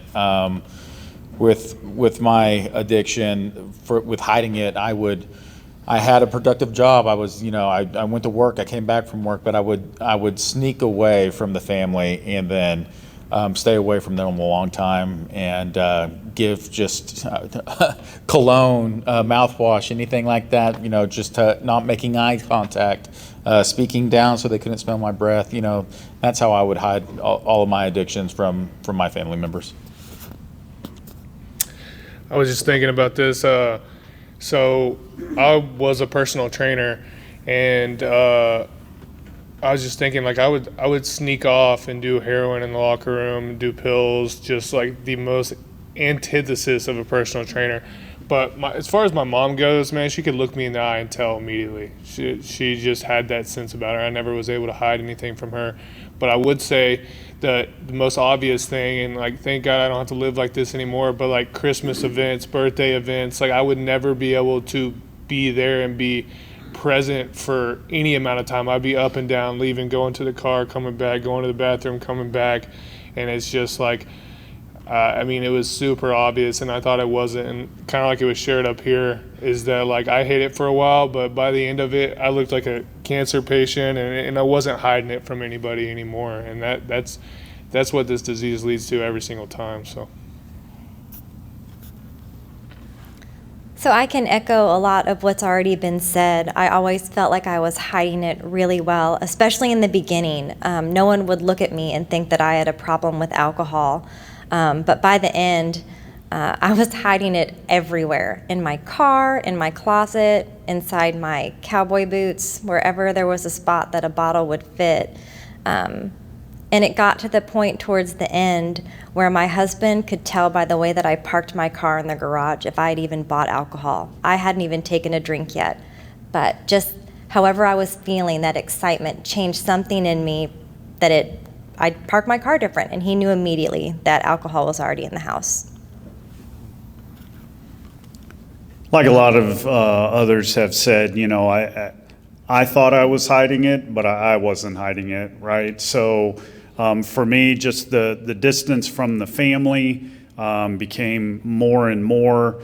The circle of people that I surrounded myself with changed to be people that used like I did, so that I didn't feel the judgment, and you know, showing up to family events and thinking I was making really brilliant excuses and telling really great stories, but in hindsight, you know, I was the only one that might have been remotely convinced by anything I was saying. Matt, alcoholic addict, and I can echo what everybody else says too, but I isolated, and I would use and drink until I would pass out at my shop, and then I would drive home when the family was asleep, inebriated most of the time. Hope there's not any cops in here still. If you do, I'm just kidding. But no, I would isolate because I was always ashamed, because I never, a long time ago, my on-off switch broke, and I couldn't stop. Once I'd take one, there'd be times where I'd walk around for an hour with a beer in my hand, and then as soon as I'd take it, I didn't know where I was going, what drugs I was going to put in my body, or anything like that. And so just I isolated until it became very apparent that I wasn't hiding it from anybody. And you know, because then I started doing it in the morning and all the time, and you can't hide it when you're doing something. If your eyes are open, you're doing something, you can't hide it anymore. So yeah, that's it. I appreciate it. Thank y'all for being willing to share. And this isn't directed at you, officer, but there are cops that are addicts too, and there are physicians, and there are actors. Years ago, in the early 90s, I was out in, I can't mention names because I swore I would never tell to get them in trouble, but I was out in a high-end recovery hospital. I was not a patient. I was allowed to go, and Michael Douglas was out there for sex addiction, and it was supposed to be a top secret, and a patient leaked it, and that patient got bounced out of there. But I got to walk with Aerosmith and members of that band and Michael Douglas and some high-end physicians, because I was with some counselor friends doing a project, and that was my eye-opener then. I was naive. I was 30 years old, 31. I didn't even think, I didn't have a concept of addiction of physicians, or I knew about the rock and roll life. But then I found out about physicians and dentists and police officers, right? So my hope and prayer, and I'm getting off task, and we'll go to the next question, is that we can all somehow defray the judgment and be open and share but we're not there yet. No police officer who's going to worry about their job is going to be able to come up and say, I need help, right? Maybe some of them can, and they'll get the support, but we're not there yet. And I'll tell y'all my little story here at the end of this that I didn't know if I'd share or not that happened to me in the last 2 years. I have a family and a business and a reputation, but frankly, I'm tired of this shit. Life is short. I'm an expert on that subject, all right? And if we're going to achieve and get anywhere beyond what it's going to take us to fill this room and to share, if we really care. So, and this isn't about religion, but are you walking with Jesus, or are you just playing the culture game of what everybody expects? We got to get real, folks, because we ain't real yet. We're getting close, but we're not real yet. I can promise you. Okay, so, and I don't seek that. I appreciate it, but let me tell you something. It's a dirty, tough world out there. Well, let's see. This isn't going to apply to everybody on this panel because not all of you have done fentanyl, as we've learned. But this question, what drug did you start with, and how did you end up on fentanyl? For those of you that did go to fentanyl, just answer what did you start with and what you ended up with. Because this isn't just about, fentanyl, and we haven't even touched, and I hate that Eduardo left. I wanted to ask him about Trank, about fentanyl mixed with xylazine, which has about ruined the city of Philadelphia, and don't think it's not coming our way. It's bad mamma jamma. So go ahead, bud. What did you start with, and what did you end up on? Do we have the time? I don't know, do we? I'll say that with love, brother. I know. Nah, so it's less about what I started and ended up on. It's just what I used, because I used everything. I started with pot, Okay. and at the end, I was just wanting more of whatever you had. So, that's really the addiction, and what addiction's all about is changing the way I think and feel, regardless of what the substance is. So, yeah, that's how I started. Yeah, I started the same as Luke. I started with alcohol, marijuana. But when it comes to fentanyl, sometimes I don't even know if it was in it or not. I'm pretty sure it was. I remember going to treatment in 2018 and I had tested positive for it, so I had no idea that I was actually doing it because it was in the heroin I was using. But it all just progresses, like I was saying, and you want the best stuff. You want the stuff that's gonna almost take you out or will take you out. Yeah. Same. Glad you all are here, I'll tell you that. Started with alcohol, pot. I took pills in high school, took pills after the military. I'd never dabbled in fentanyl, but anything that I could put into my body to make me not feel the way that I was feeling, thinking, I would do it. I started with weed and alcohol, but the first time I took a pain pill was a hydrocodone pain pill, and then oxy, heroin, and then spent some time doing fentanyl. And I did know that it was fentanyl, and I was actively seeking out fentanyl. I started with alcohol and ended with alcohol, but I know that if I would have continued with my addiction, it would eventually have led me to benzos, which now has fentanyl in it. And so I feel that I would eventually have been led down that road. Started with alcohol and marijuana and led into meth and Oxycontin. Fentanyl, when I got clean, really wasn't prevalent. And I'm so grateful for that, because I have absolutely no doubt that it would have been a part of my story, and it's highly likely that my story would not still be going at this point. So, Awesome. Yeah, I think I'm with everybody. I started alcohol, weed, pills, oxys, meth, coke, crack, whatever you got. It was pretty much everything and anything. My favorite was the pills, though. you know, and I'm very thankful that fentanyl wasn't around when I was hitting it, because I love the way the opioids made me feel. So yeah, I'd have done it all.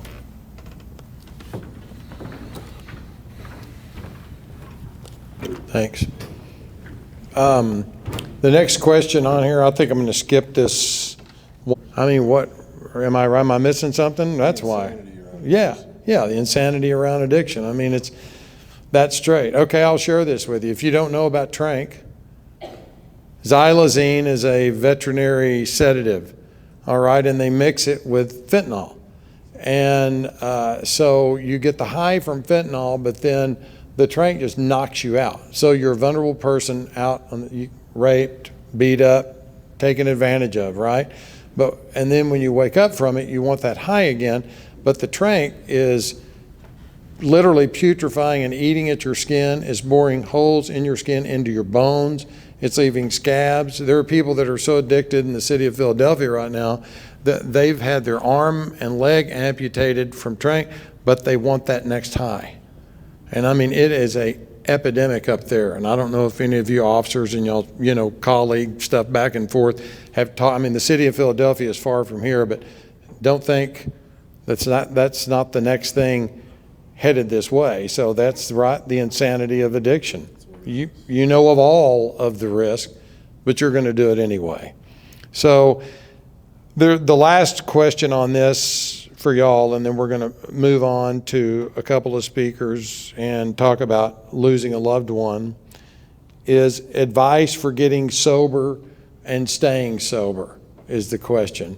So or another way would be, what was the catalyst, I would say, or what did you hit bottom? What was it that finally got you to have the wherewithal to stop so that you're here talking this and you're not dead? I didn't think I had a problem until I lost my wife to fentanyl in 2020. My insanity and addiction told me that if I could afford it, if I could pay the bills, if I could look normal, then it's my luxury to feel the way I want to feel. And if you're homeless because you can't pay the bills because you're addicted, then that's your own fault. You need to get clean. So I felt like I didn't have a reason to get clean. After I lost my wife to her overdose into fentanyl, it made me take a step back and think that, hey, maybe I do have a problem here. Maybe this isn't a luxury. Maybe there's something to this. So my advice on staying sober in recovery is to quit thinking about yourself so much and start thinking of other people, the people you're affecting in your lives.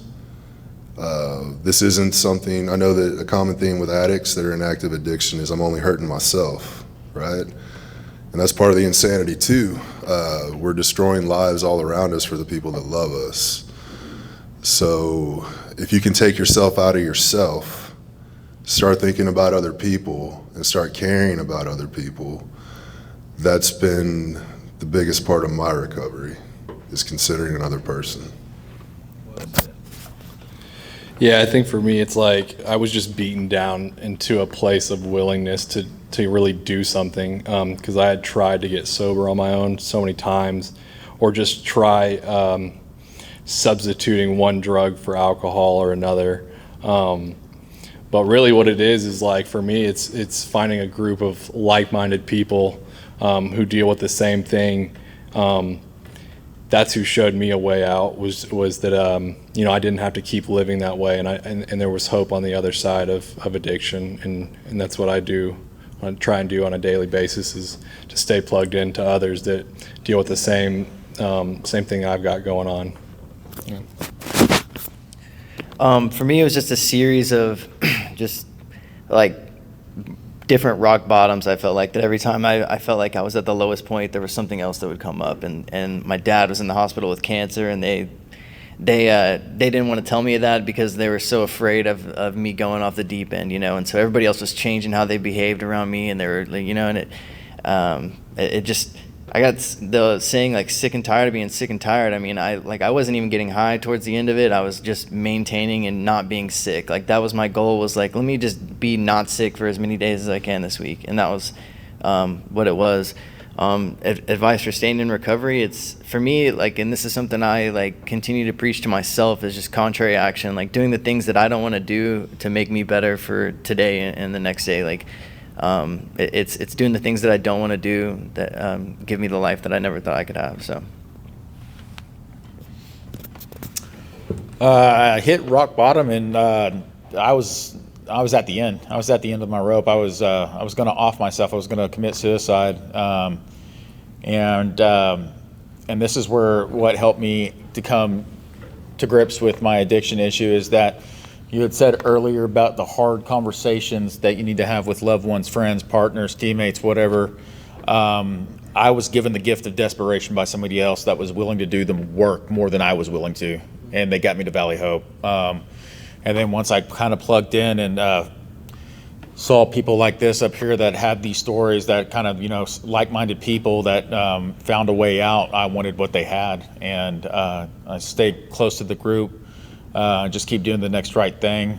And, the fellowship and sponsorship is really kind of what kept me going.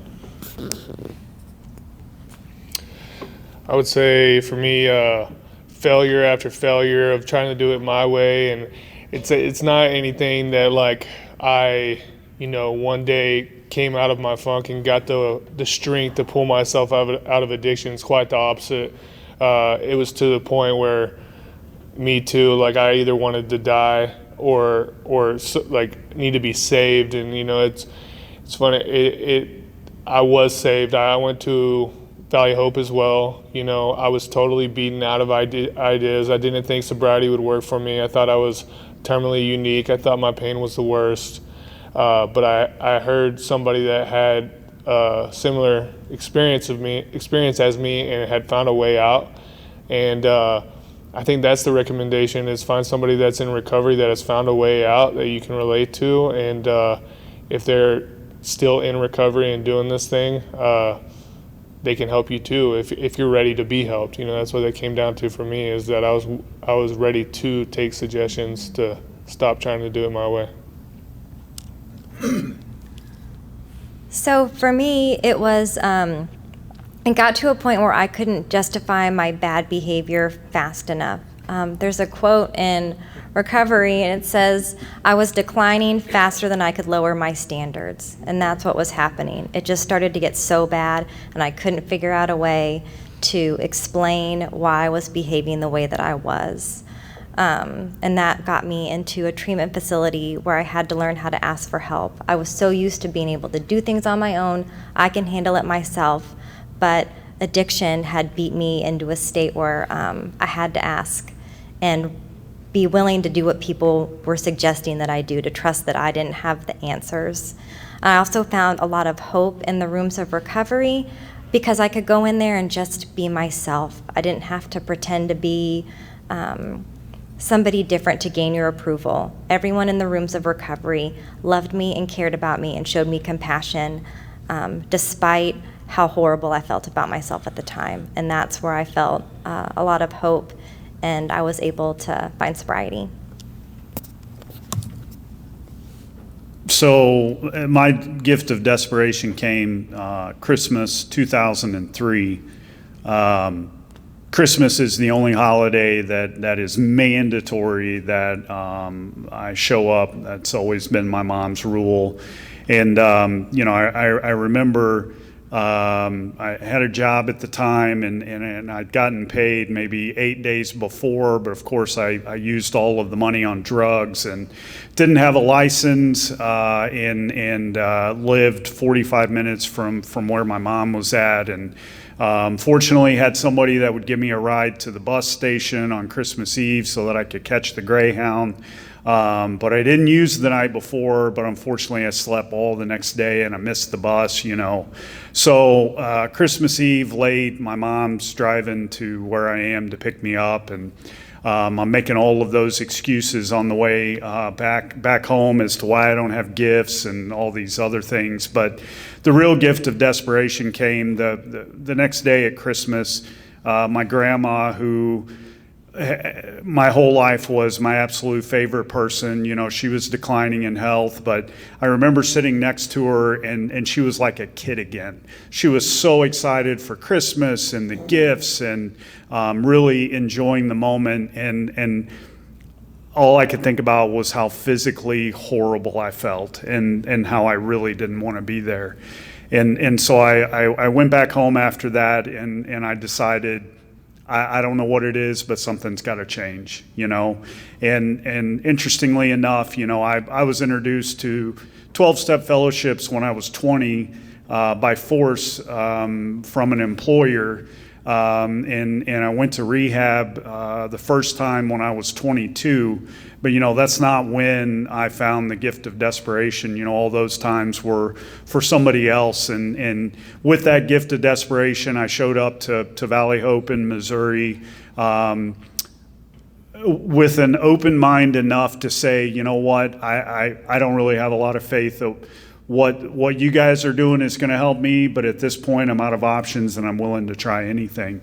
You know, and I think the message that I want to share about recovery is, you know, it's an everyday thing, right? It's a daily reprieve from active addiction. It's not I've been clean 11 years, so I can coast and autopilot at this point, because that's a thought that I had when I moved to Texas in 2014 and I relapsed.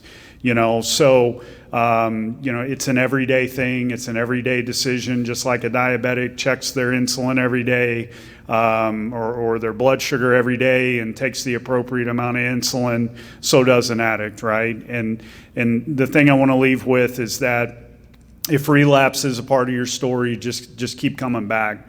I don't care if you relapse once or 100 times. Please, just keep coming back. Recovery is possible. Thank you. My bottom, I guess you'd say,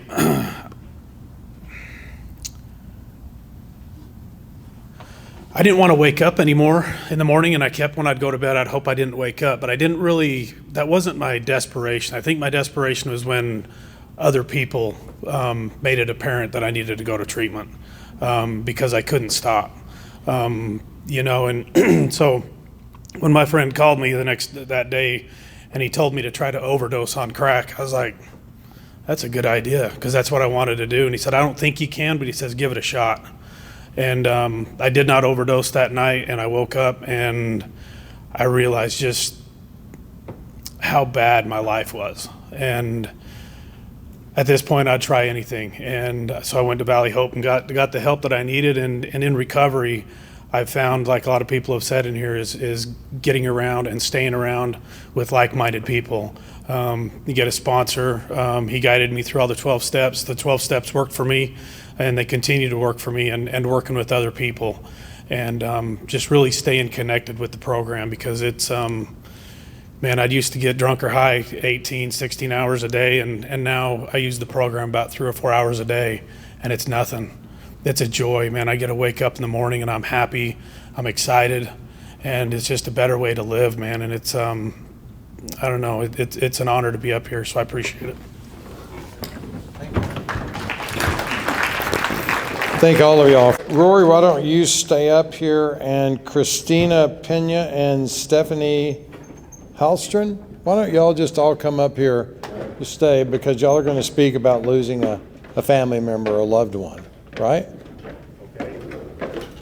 So why don't we just have you, because this is supposed to close at 8. It's 8 o'clock. We started about 10 or 15 minutes late. So let's just fly with it that way. Why don't y'all come up, because y'all are all part of a brother and sisterhood here, you know, because you have lost, just like the people that spoke before about Adolf that lost his daughter. So I'm just going to give this, and are you Christina? Hi, Christina and Stephanie and Rory. So why don't y'all just share your stories? Okay, yes. My name is Stephanie. I lost my 16-year-old son, Kyle. He's right over on this wall right here where it says 1 counterfeit pills. So I lost him. I've been on this journey for 3 years, having a loss of a 16-year-old son. And since now of speaking out, because nobody was speaking about it at all, it was right during COVID. So we just passed his 3-year anniversary. And just to kind of bring this home is I've lost somebody almost every year since losing him. I lost an ex-boyfriend.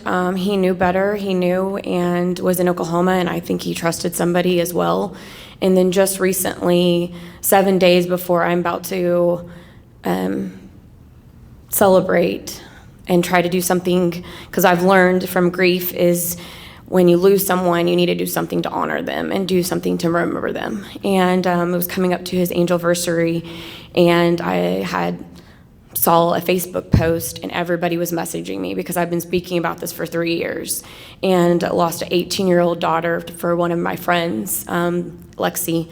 And so that was very triggering right before, because I've been speaking about this for 3 years. But just to give you an understanding of what my story is I was in a very good place. I had just finished getting my marriage and family therapy license to do Christian counseling, and came home during tax season. Remember, tax season got extended during COVID, and came home and couldn't find my son anywhere. On his iPhone, I could see that he was there. I looked everywhere. I looked in his room. I looked in the garage, because we had just turned our garage into a gym because everything was closed, remember?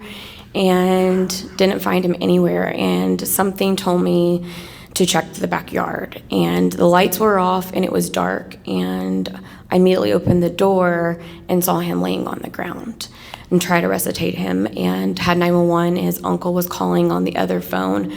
And so that was a very trauma experiencing for me to see him, and to be honest, I yelled and said, "What?" and didn't know what was going on. And a lot of that was a blur of that day. It took 4 months for me to get that autopsy because it was during COVID. And I remember getting the autopsy, and it said acute fentanyl intoxication. And I had never even heard of fentanyl, didn't know what it was.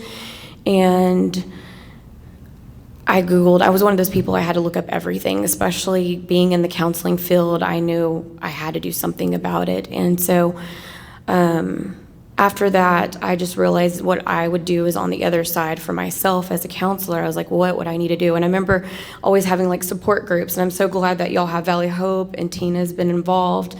And I realized I needed to speak out about it, because one of the things that I've learned is that the enemy wants to kill and destroy everyone in their families and yourself. So I realized that he wanted me to be quiet about it, so I just kept speaking up about it. So I formed Kyle Still Speaks. I started going into schools, which they were not allowing me in because they didn't think they had a problem. And later on, finally had to kind of get into some of the people that were speaking in the schools, and one of them was Rock Bottom Outreach, and they were all recovering addicts, and they all spoke their story, and I spoke at the end and told them how these people have recovered, but as my son did not. So Kyle, that day, what I found out, there's been stuff coming out and about, he wanted to buy weed that day, and his friend didn't have it, and all he had was the Percocet. He died with 12 milligrams in his system. The whole pill was fake. So since then, I've met several of the other people that have lost their loved ones, including Christina, and I realized this was something bigger than just myself, and so I formed the North Texas Fentanyl Coalition.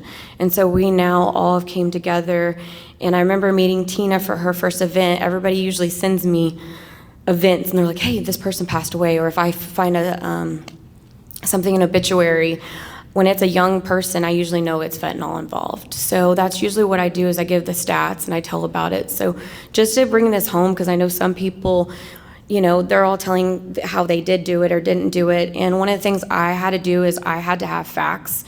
And what I realized is the year before my son died in 2019, I was from the Tarrant County White Settlement, Fort Worth area, and there was only 9 deaths. The year my son died in 2020, there was 97 deaths from fentanyl. 2021, there was 175. 2022, 197, and already for this year, we're at what we were last year. So it's just tripling, it's crazy of the amounts that it's happening. So like I said, I realized that I needed to step forward and use my pain for purpose. And now the two areas I said I would never work with in counseling, you want to guess what they were? Grief and addiction. So now I'm working on my LCDC as well. So I just realized that even though my son did not have an addiction problem, his dad and that side of the family I knew we were breaking generational curses in that kind of aspect. So thank you for having it. I'm glad everybody's here. I'm gonna pass it to Christina. That I met her during my first rally. That was one of the things I've also done is every year I hope to see you all there. Usually in May, June, I have an event at the Tarrant County Courthouse. I claim Tarrant County and I claim other cities.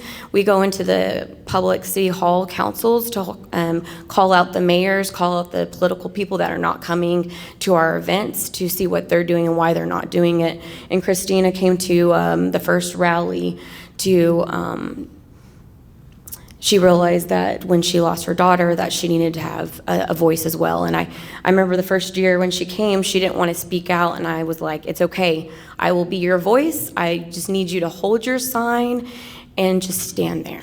And so I want to bring it to Christina now. Hi, my name is Christina. I lost my daughter Angelina. She's forever 21.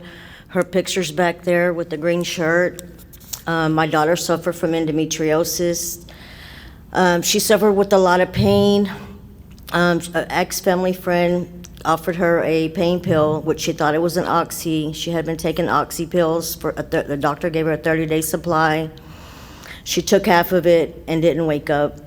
I got a phone call telling me that my daughter had overdosed in the hospital, and I didn't believe it. I thought I was going to get to the hospital, and she was going to be awake, and she's going to be like, Mom, I'm sorry, I made a mistake. But it wasn't like that. I spent 3 days with her on life support, and I still didn't believe my daughter overdosed. I kept saying for them to run tests, keep checking, check everything. She was so far gone, her brain had shriveled in the back of her head.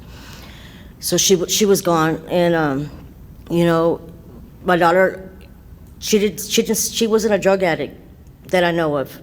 She might have dibbled there and there.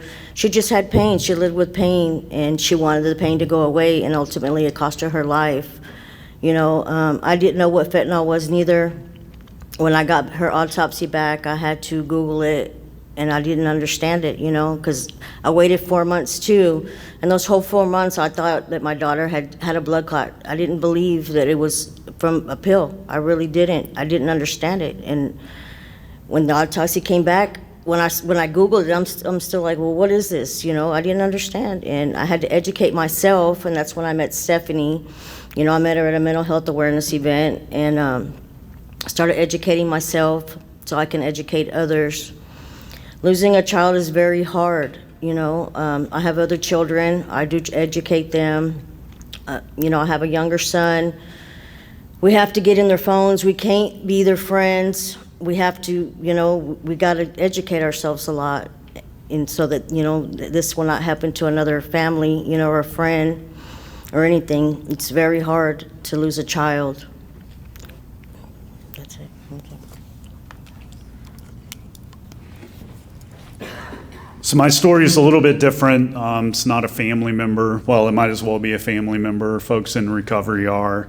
My first sponsor, when I got clean, was just a force in the recovery community where I got clean. I remember going to his 20-year recovery celebration, and he had obtained several years after. He taught me so much. I don't believe that I'd still be here today if it weren't for the guidance that he gave me early in recovery and some of the just real basic fundamentals that he taught me that are still a part of my life today. But he had bad knees from sports and ended up getting knee replacement. And from the pain medication that he received, the typical addict nature took more than he should have and ran out. And one night he, with 25 years clean, found some heroin. First time he had ever done heroin, did it once and overdosed and died. So the only thing I wanted to add really is, we're talking about the things that we deal with every day, and I think that's the biggest message that I want to give is if they're talking about ask for help. And that's one of the things, I'm a counselor therapist and I see my own therapists and counselors. So I just recommend that, like they said, find some people that are like-minded. And if you can't find that, form your group so that way you can do it. And the biggest thing, like I said, the enemy is out to kill, destroy everything. So if you know that you're having, for example, I always use this with my clients, and I had to do it with myself as well, is there's God's voice and Satan's voice. And Satan's voice is always trying to discourage, condemn you. And if you're dealing with depression, anxiety, and hopelessness, that's him attacking you. And you have a big calling on your life, and that's why he's attacking you right now. So if you're dealing with that, just remember that there is faith and there's hope, and that's where God wants you to be, because he wants to be using you for your calling. Thank you very much. Y'all just stay up here because we're getting ready to close, and that was all very powerful. And thank you very much. Last up, and then I'll close this out, is Matt Price from Valley of Hope. Oh, you, of course, you're the character. No, you've got a powerful story and a powerful personality, brother. Go ahead. Wherever you want to be, man. All right. I'll sit next to you. That's right. All right. More friends. Yes, ma'am. Matt, alcoholic addict. Why did I say that? We're not in a meeting. Oh, sorry. I know, right? I'm like Jamie, my blood pressure's all over the place. But no, just real quick, I kind of just kind of touch on my story a little bit because it kind of gets you into when I went and got help, because mine started with just alcohol drinking, and it was kind of a typical drinking and stuff. But then I was in a motorcycle wreck, and when I was in there, I didn't think I'd be addicted. Well, I didn't go in there even assuming anything, but I walked out of there with an Oxycontin prescription, and I'd been morphine and all these other things, and I ended up getting addicted to pain pills. And like somebody, I think the DEA was saying something about that. Now they're only giving you so many pills in your prescription. Man, I was getting a ton of pills in my prescription, but it wasn't enough. And then I was finding them on the street, getting them in all sorts of places. And then and it was always never enough. But I wasn't drinking at the time. And then after the pills kind of got me in enough trouble where I'd made enough bad decisions, I started drinking on them. I thought that was a good idea. And then it turned into Adderall and Xanax and cocaine and crack, and my life was spiraling down.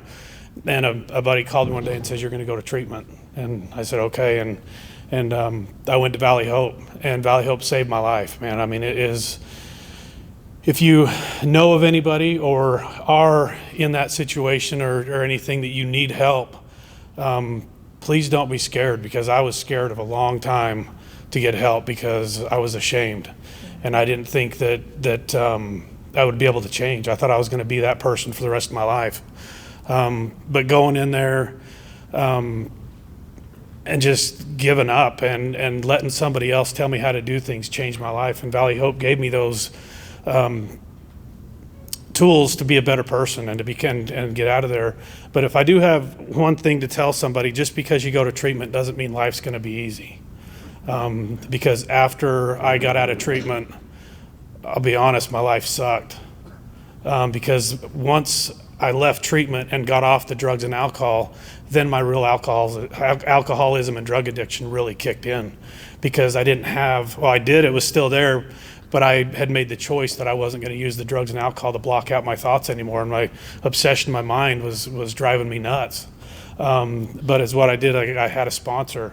I did the steps, and I stayed with a group of people that are like-minded, and they've kept me accountable.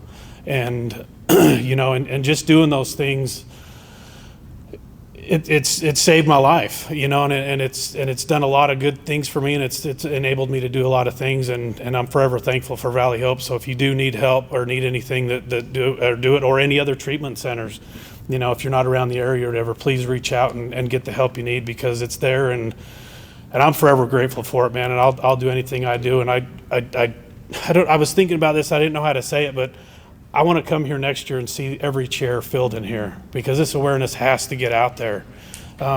It's such a,